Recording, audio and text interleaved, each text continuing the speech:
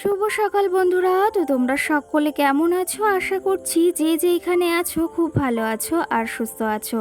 আজ নতুন আর একটি ভিডিও তোমাদের সকলকে জানাই অনেক অনেক ভালোবাসা। আর আজকে হলো বুধবার আর এখন কিন্তু ঘড়ি কাটাতে সময় হয়েছে সকাল 7টা। তো আজকের ব্লগটি আমি সকাল থেকে শুরু করছি তোমাদেরকে সাথে নিয়ে। আশা করি আজকের ব্লগটি তোমাদের খুব খুব ভালো লাগবে। তো চলো দেখতে থাকো। আজকে সকালে যদিও ঘুম থেকে উঠেছি ওই 5টার সময়। আগের দিনও 5টার সময় ঘুম থেকে উঠেছিলাম আর আজকেও কিন্তু 5টার সময় ঘুম থেকে উঠে সকালের যে সমস্ত বাসি সংসারের কাজ থাকে সমস্তটা সেরে এখন বেরিয়ে পড়েছি একটু মার্কেটে যাব।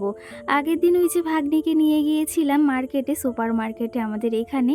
তো ওইখানে নিয়ে যাচ্ছি আমার দিদিকেও আজকে, কারণ দিদি এসেছে আমাদের বাড়িতে কিছু কেনাকাটি করতে। তো ভাবলাম ওকে ওইখানে নিয়ে যাই। আর ওখানে না অনেক সুন্দর সুন্দর জিনিস পাওয়া যায়। তো ভাবলাম সকাল সকাল তাহলে বেরিয়ে পড়ি। আর দু বোনে কিন্তু বেরিয়ে পড়েছি।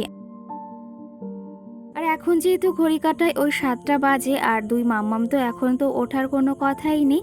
তার জন্য কিন্তু ওদের বাড়িতে রেখে এসেছি। আর মা রয়েছে, তোমাদের দাদা ভাই রয়েছে।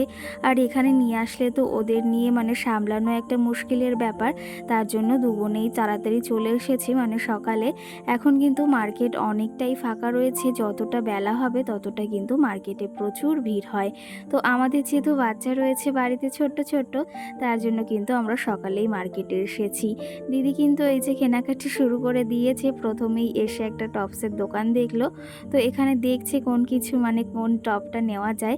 আর এখানে কিন্তু অনেক কম প্রাইসে, তারপরে এখানে কিন্তু পাইকারি যে সমস্ত জিনিস বলা হয়, যে সমস্ত সমস্ত জামা কাপড় এখানে পাইকারি বিক্রি করা হয়। আর এখানে কিন্তু কালেকশনগুলো আমার বেশ ভালো লাগে। তো চলো তবে এক এক করে সবটাই কেনা হবে। কি কি কেনা হয় সেগুলো যদিও না দেখাতে পারি, কিন্তু কিছু কিছুটা তোমাদের দেখানোর চেষ্টা করব। আর আজকে সকালে কিন্তু প্রচুর পরিমাণে গরম পড়েছে, তার সঙ্গে সঙ্গে কিন্তু প্রচুর পরিমাণে রোদ বেরিয়েছে। সেটা তো তোমরা দেখেই বুঝতে পারছো।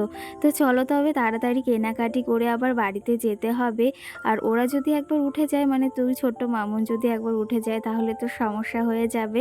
কারণ কি জানো তো, আমার মাম্মাম যেহেতু একটু বড় হয়েছে, ও না আমাকে ছাড়া থাকতেই চায় না। আর আগের দিন ওকে রেখে এসেছিলাম, প্রচণ্ড পরিমাণে কান্নাকাটি করেছিল। তার জন্য আজকে সকাল সকাল ভেবেছি কাজবাজগুলো মিটিয়ে তাড়াতাড়ি বাড়ি চলে যাব। আবার ওই যে বাড়িতে গিয়ে রান্নাবাড়ি রয়েছে, সমস্ত কিছু তো রেখে এসেছি। সকালে যে সমস্ত বাসি কাজ আছে সেগুলো তো সেরে রেখে এসেছি। না হলে তো ওই যে বাড়িতে গিয়ে কাজগুলো করতে আরও কষ্ট হয়ে যেত। কোথাও থেকে গিয়ে না কাজবাজ করতে আর একদমই ইচ্ছা হয় না। তো যাই হোক, এইদিকে মামামের জন্য হট প্যান্ট দেখছিলাম, বেশ পছন্দ হয়েছিল। আর এখানে দেখছি আরও কালেকশন রয়েছে, ভেবেছি এই প্যান্টটাই নেব, হট প্যান্টটা। কারণ ভেবেছি এবার পুজোতে মামামকে একটা হট প্যান্ট দেবই। ওর মাসিমণি ওকে বলেছে একটা হট প্যান্ট নেওয়ার কথা, ওর মাসিমণি ওকে দেবে পুজোতে। আর এটাও বেশ ভালো লাগছে, কিন্তু ওই ব্ল্যাক কালার টাইপেরটা ওটাও বেশ ভালো লাগছে। ছোট্ট মামামের জন্য একটা নেওয়া হয়েছে আর আমার মামামের জন্য একই নেওয়া হয়েছে, সাইজটা একটু বড় ছোট আছে। আর আমার মাম্মাম না ওই যে কয়েকদিন ধরে বলছে হট প্যান্ট নেব, একবার বলেছিলাম তারপর থেকেই প্রচুর বায়না করছিল। তো তার জন্য ভাবলাম এখানে যখন এসেছি ভালো পেয়েছি তাহলে নিয়ে যাই। আর সঙ্গে কিন্তু এখানে এর মাঝে অনেক কেনাকাটি হয়েছে, সেগুলো দেখানো হয়নি তোমাদের সবটা, কারণ সব সময় তো ক্যামেরা ধরা সম্ভব হয় না। দিদিকেও ভিডিও করে দিতে হচ্ছে, সঙ্গে আমারও ভিডিও করতে হচ্ছে, বুঝতেই পারছো একার হাতেই সমস্ত রয়েছে। তো সেই ক্ষেত্রে ভাবলাম কিছু কিছুটা তোমাদের সঙ্গে শেয়ার করি যতটুকু আমি পারি। আর ভেবেছি পুজোর আগে একবার আবার এখানে মার্কেটে আসবো তোমাদের দাদা ভাইকে নিয়ে। এখন যেহেতু দিদি এসেছে, ওই কেনাকাটি করছে, তো তার জন্য ভাবলাম ওকে নিয়ে যাই। আর আমাদের এখানে তো খুব কাছাকাছি, আর দিদি তো এসে দুদিনের জন্য এসেছে কেনাকাটি করতে, তাহলে ওরটা আগে মিটিয়ে নিই, তারপরেই আমি পরে আসবো একদিন। আর আমি ইচ্ছা করলেই তো আসতে পারবো, কারণ আমাদের এখান থেকে খুবই কাছাকাছি। তো চলো তবে ওইদিকে কিন্তু আমাদের মার্কেট থেকে আসা চলে এসেছি। আর অনেক সময়ও লেগেছে, বলতে অনেক কিছু কেনাকাটি হয়েছে তো। তো তার জন্য ভেবেছি আর তোমাদের সঙ্গে কিছুই শেয়ার করব না। আর প্রচণ্ড পরিমাণে ক্লান্ত হয়ে পড়েছিলাম। কারণ কি জানো তো, আজকে প্রচণ্ড গরমও পড়েছিল। আর তার সঙ্গে বুঝতেই পারছো এক জায়গায় গেলে কতটা কষ্টই না হয়।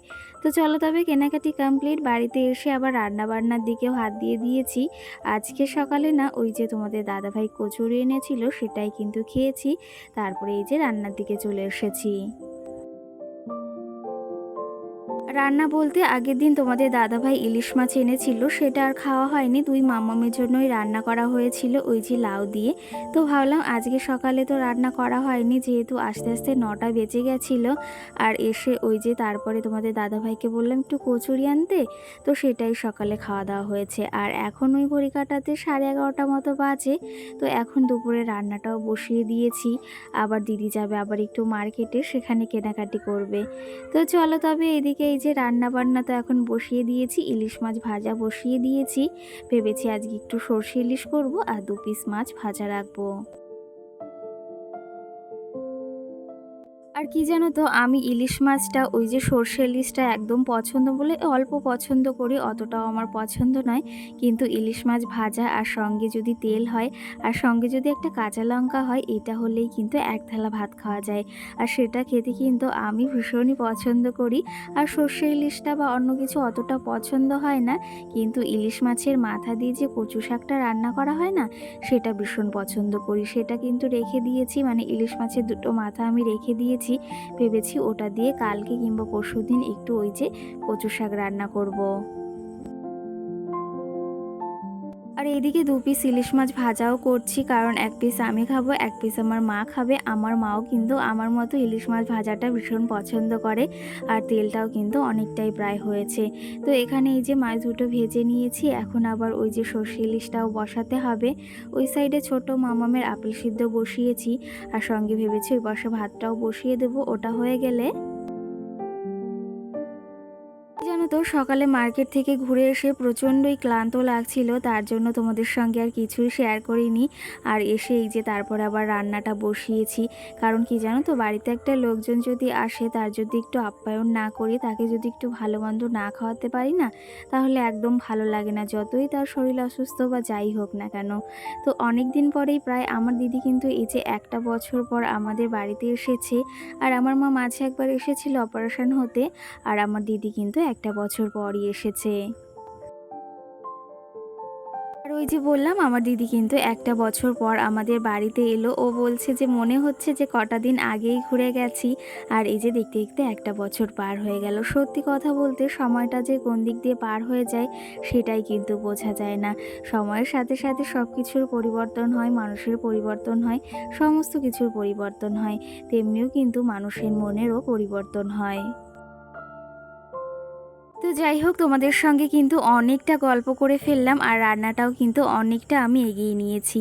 এদিকে কিন্তু সর্ষে ইলিশটা হয়ে গেছে, সঙ্গে কিন্তু এদিকে আলু ভাজাটাও বসিয়ে দিয়েছি। আলুটাও এদিকে প্রায় ভাজা হয়ে গেছে। আগের দিন যে ফ্রাই প্যান কড়াইটা নেওয়া হয়েছিল সেটাতেই কিন্তু আজকে রান্না করছি। আর তোমাদের দাদাভাই আগের দিনই রান্না করতে বলেছিল, তা আমি বলেছিলাম যে পরের দিন রান্না করব চিকেন আনলে। ফার্স্ট টাইমই কিন্তু এখানে আমি চিকেন রান্না করছি। আর এটা কিন্তু রান্না করতে ভীষণই মজা আর ভীষণ ভালো কিন্তু কড়াইটা, তোমরা তো সেটা দেখেই বুঝতে পেরেছিলে। আর অনেকেই কমেন্টও করেছিলে দিদিভাই এর দামটা কত নিয়েছে বা কোথা থেকে নিয়েছো। এর দামটা বলতে পারবো না, এটা কিন্তু আমি একদম বাড়িতে যে পুরনো রূপোগুলো থাকে সেটা দিয়েই কিন্তু নেওয়া হয়েছিল। আর জিনিসটা কিন্তু ভীষণই ভালো এসেছে। আর তোমরা তো জানোই আমি সংসারের জিনিস বা সংসার গোছাতে কতটাই ভালোবাসি। সারাটা দিনই এই সংসারের পেছনে কিন্তু অক্লান্ত পরিশ্রম করেই চলি। আর সারাটা জীবন হয়তো এরকম করে করেই যাব, কারণ সংসারটাকে যে ভীষণ ভালোবেসে ফেলেছি। একে মানে সারাটা দিন অক্লান্ত পরিশ্রম করলেও কিন্তু কোনো রকম লাগে না যে এই কাজটা করেছি, এটা কেন করেছি। তো সেই ক্ষেত্রে সংসারটাকে ভালোবাসি জন্যই কিন্তু এগুলো মুখ বুজে বা এগুলো হাসি মুখে আমি করতে পারি। আর সংসারটাকে যদি ভালো না বাসতাম না, কখনোই কিন্তু এই কাজগুলো এমনভাবে করতেই পারতাম না।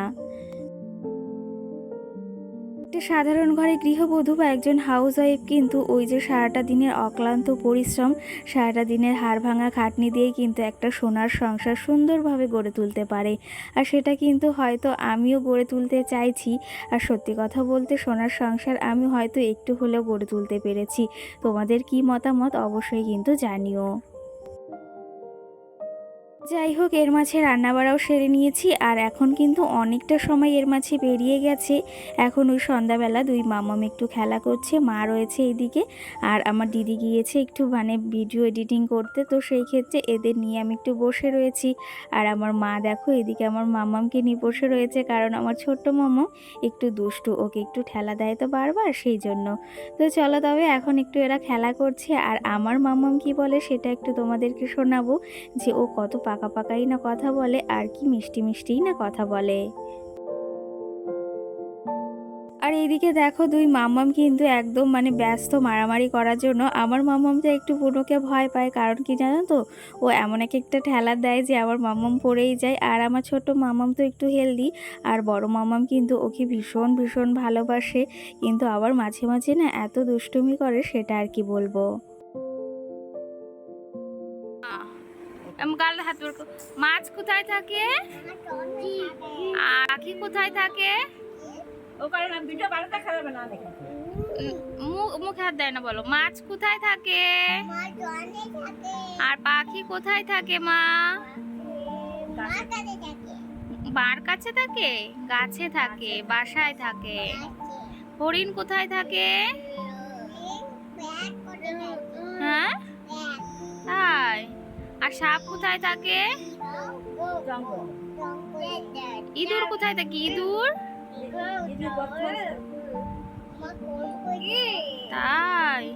আর কোথায় থাকে? পিঁপড়ে কোথায় থাকে? পিঁপড়ে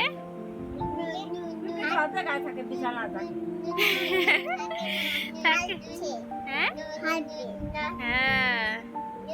আর হচ্ছে আরশোলা কোথায় থাকে? তাই এখান দিয়ে যায়, ঠিক বলেছো, এখান দিয়ে যায় আরশোলা। আর এই দেখো আমার ছোট্ট মামাম, দেখো ব্যস্ত, এই যে কি করছে দেখেছো, খুব দুষ্টু করে, শুধু দিদিকে পিট্টি দেয়।